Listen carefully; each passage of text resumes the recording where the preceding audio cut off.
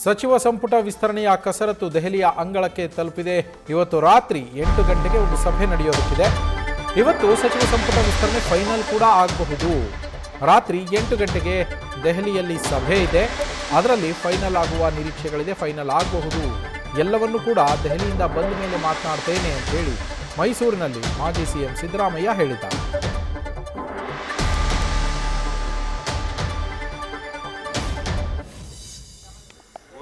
ಗಂಟೆಗಿದೆ meeting, ಅಲ್ಲಿ ನೋಡಿ ಚರ್ಚೆ ಮಾಡ್ತೀವಿ. ಸಾಧ್ಯತೆ ಇದೆ.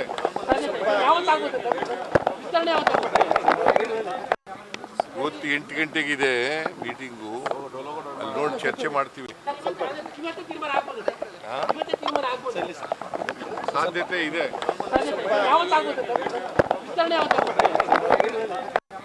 ಇವತ್ತು 8 ಗಂಟೆಗಿದೆ ಮೀಟಿಂಗು, ಅಲ್ಲಿ ನೋಡಿ ಚರ್ಚೆ ಮಾಡ್ತೀವಿ.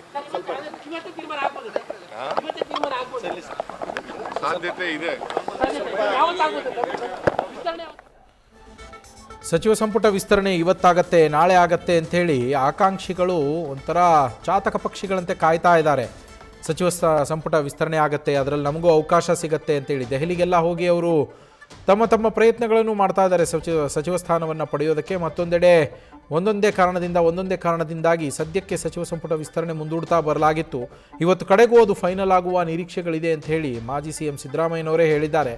ಇವತ್ತು ರಾತ್ರಿ 8 ಗಂಟೆಗೆ ಸಭೆ ಇದೆ. ಆ ಸಭೆಯಲ್ಲಿ ಫೈನಲ್ ಆಗುವ ಸಾಧ್ಯತೆ ಇದೆ ಅನ್ನುವ ಮಾತನ್ನು ಹೇಳಿದ್ದಾರೆ. ರಾಹುಲ್ ಗಾಂಧಿ ಅವರ ಜೊತೆಯಲ್ಲಿ ಇವತ್ತು ರಾತ್ರಿ 8 ಗಂಟೆಗೆ ಸರಣಿ ಸಭೆಗಳು ಬಹುಶಃ ನಡೆಯಲಿಕ್ಕೂ ಇರಬಹುದು. ಒಟ್ಟಿನಲ್ಲಿ ರಾಹುಲ್ ಗಾಂಧಿ ಅವರ ಜೊತೆ ಇವತ್ತು ರಾತ್ರಿ 8 ಗಂಟೆಗೆ ಸಭೆ ನಿಗದಿಯಾಗಿದೆ. ಆ ಸಭೆಯಲ್ಲಿ ಫೈನಲ್ ಆಗತ್ತೆ ಅನ್ನುವ ನಿರೀಕ್ಷೆ ಎಲ್ಲರದ್ದು. ಈಗಾಗಲೇ ಸಿದ್ದರಾಮಯ್ಯನವರು ಮಾಜಿ ಸಿ ಎಂ ಅವರು ತಮ್ಮದೇ ಒಂದು ಪಟ್ಟಿ ಹಿಡ್ಕೊಂಡು ಹೋಗಿದ್ದಾರೆ. ಜೊತೆಗೆ ಹಾಲಿ C M D K Shivakumar ಅವರು ತಮ್ಮದೊಂದು ಪಟ್ಟಿಯನ್ನು ಹಿಡ್ಕೊಂಡು ಹೋಗಿದ್ದಾರೆ. ಜೊತೆಗೆ KPCC ಅಧ್ಯಕ್ಷರಾಗಿರುವಂತಹ BK ಹರಿಪ್ರಸಾದ್ ಅವ್ರದ್ದೊಂದು ಲಿಸ್ಟ್ ಇದೆ. ಅದರ ಜೊತೆಯಲ್ಲಿ ಕರ್ನಾಟಕದ ಉಸ್ತುವಾರಿ ಆಗಿರುವಂತಹ KC ವೇಣುಗೋಪಾಲ್ ಅವರು, ಕ್ಷಮಿಸಿ ರಣದೀಪ್ ಸಿಂಗ್ ಸುರ್ಜೇವಾಲಾ ಅವ್ರದ್ದೊಂದು ಪಟ್ಟಿ ಇದೆ. ಜೊತೆಗೆ AICC ಅಧ್ಯಕ್ಷ ಮಲ್ಲಿಕಾರ್ಜುನ ಖರ್ಗೆ ಅವರದ್ದೊಂದು ಪಟ್ಟಿ. ಈ 5 ಪಟ್ಟಿಗಳಲ್ಲಿ ಯಾರು ಫೈನಲ್ ಆಗ್ತಾರೆ ಅನ್ನೋದು ಸದ್ಯದ ಕುತೂಹಲ. ನ್ಯೂಸ್ ಫಸ್ಟ್ ನಿರ್ಭೀತಿಯಿಂದ ನಿಮ್ಮ ಪರವಾಗಿ.